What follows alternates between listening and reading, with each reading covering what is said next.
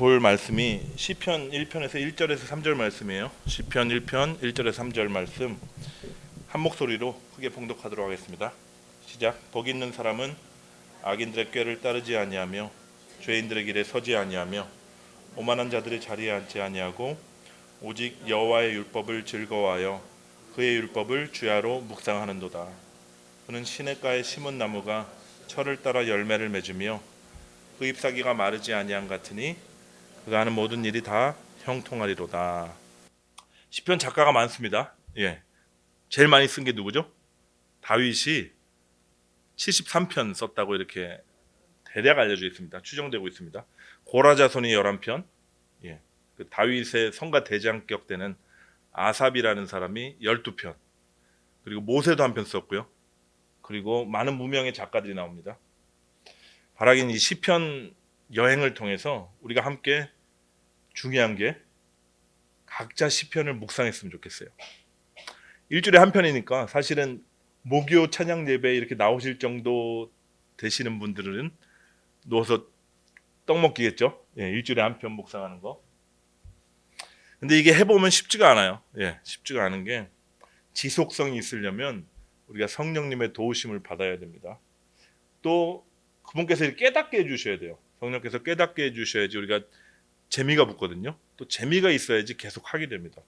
그래서 여러분 시편 한 편씩 일주일에 묵상하시면서 꼭 성령님께 구하십시오. 깨닫게 해주시고 재밌게 해주십시오. 오늘 시편 1편 보니까 의인과 악인을 대조합니다.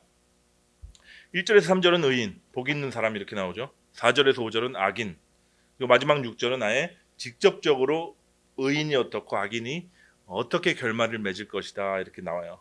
의인들의 길은 하나님의 인정을 받지만 악인들의 길은 망할 것이다. 이것입니다. 여기 계신 모든 분들이 이제 의인이시거나 의인 후보생이시니까 오늘은 1절에서 3절만 보면서 함께 은혜를 받으면 좋겠습니다. 제가 질문 하나 할게요. 여러분 의가 무엇일까요? 의가 무엇일까요? 뭐 공의롭다, 뭐 정의롭다, 뭐 이런 생각 떠오르시나요? 그렇다면 이거 한번 생각해 보세요. 인간에게 완전한 의가 가능할까요? 있을까요? 아무리 공의로운, 아무리 정의로운 인간이라도 저 사람은 완전한 의인이냐 얘기할 수 있을까요? 불가능이죠.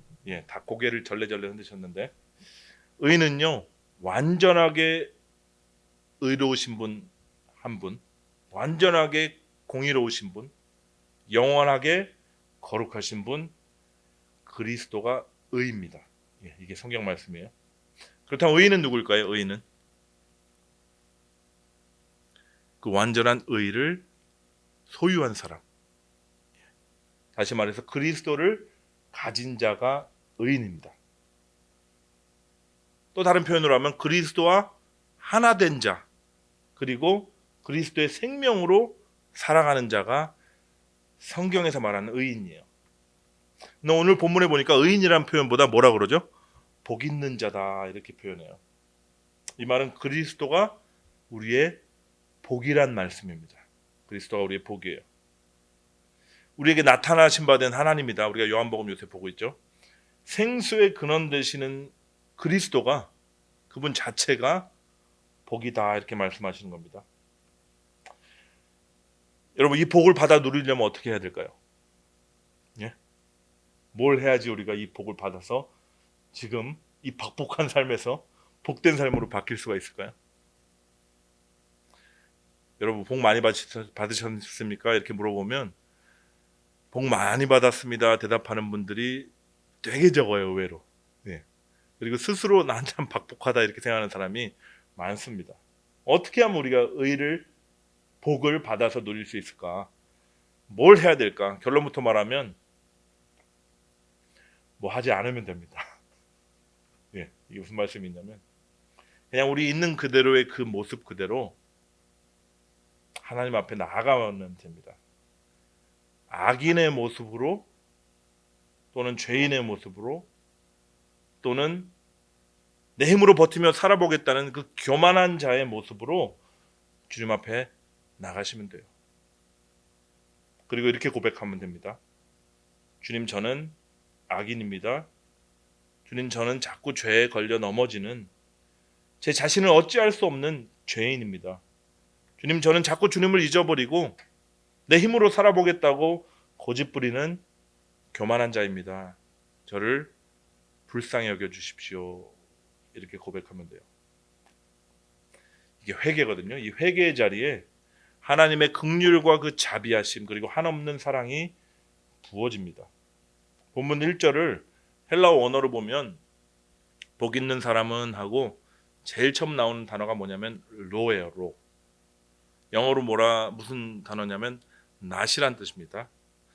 복 있는 사람은 아니다 이렇게 시작하는 거예요. 이걸 염두에 두고서 이 본문에서 말씀하시는 하나님의 음성을 한번 들어보십시오. 주님이 말씀하십니다. 로, 아니다. 너는 더 이상 악인이 아니다. 그리스도가 십자가에서 모든 의를 이루시고 네 안에 들어와서 계신다. 로, 너는 더 이상 죄인이 아니다. 그리스도가 이미 너의 죄를 대신해 죽으심으로 너의 죄값을 다 치르셨다. 로, 너는 더 이상 교만한 자가 아니다. 네가 내 앞에 나와서 너의 불능을 고백하며 나의 도우심을 구하지 않느냐. 너는 이미 한순간도 나 없으면 살 수 없는 자가 되었다. 주님 말씀하세요. 여러분, 이 말씀이 들려오면요 삽니다.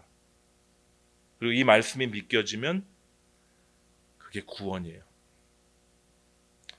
우리에게 말씀이 육신이 되어 오신 그리스도가 들어오셔서 우리의 생명이 되어 주시니까요.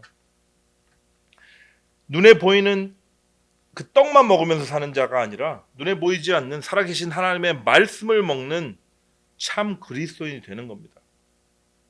그리고 말씀이 깨달아지니까 말씀이 누려지고요. 말씀을 누리면 누릴수록 그 말씀을 더 사모하게 됩니다. 말씀이 꿀송이처럼 달아지는 거죠. 오늘 시편 기자의 말씀처럼 이 하나님이 나에게 보내신 러브레터, 하나님의 말씀이 우리 매일의 삶 가운데 계속 생각되어져야 돼요. 우리가 계속 묵상하면서 마치 정말 소가 되새김질하듯이 주님의 말씀을 하루 종일 잠시도 안 빼면 못하겠죠.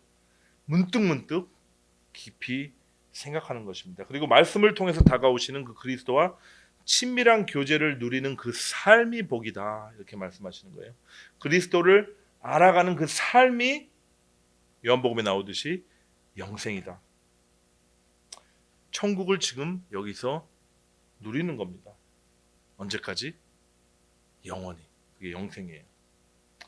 그래서 결론, 여러분 시편 말씀은 이제 묵상해야 되겠습니까? 안 해야 되겠습니까? 시간 이렇게 얘기해놓고 협박하는 것처럼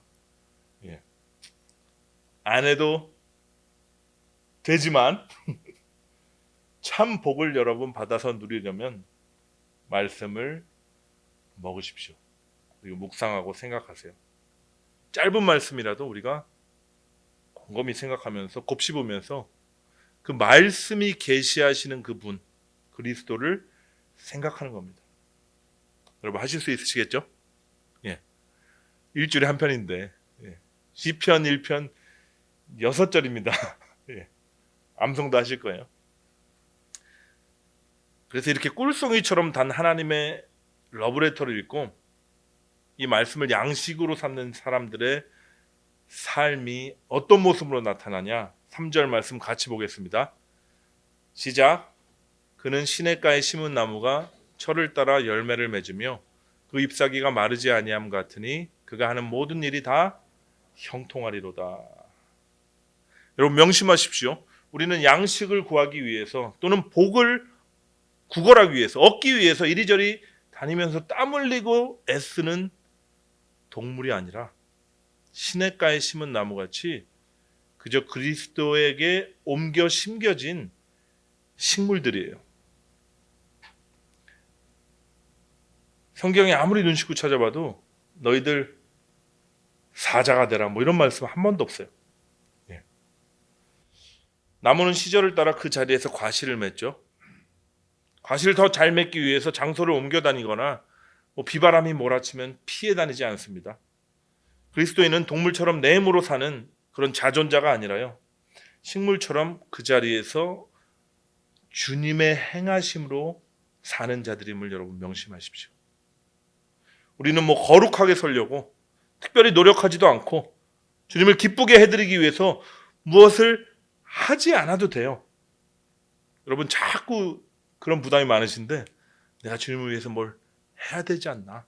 주님을 기쁘게 해드리기 위해서, 주님께 잘 보이기 위해서, 아니면 여러 가지 이유가 있겠죠. 천국에서 상급받기 위해서 잘 열심히 살아내야 되지 않나 이렇게 생각하는데, 여러분, 하나님은 우리를 종으로 부르려고 부르신 게 아니라 자녀로 부르셨습니다. 써먹으려고 부르신 게 아니라 당신을 내어주심으로 우리가 그분을 누리는 그 자리로 우리를 부르셨어요.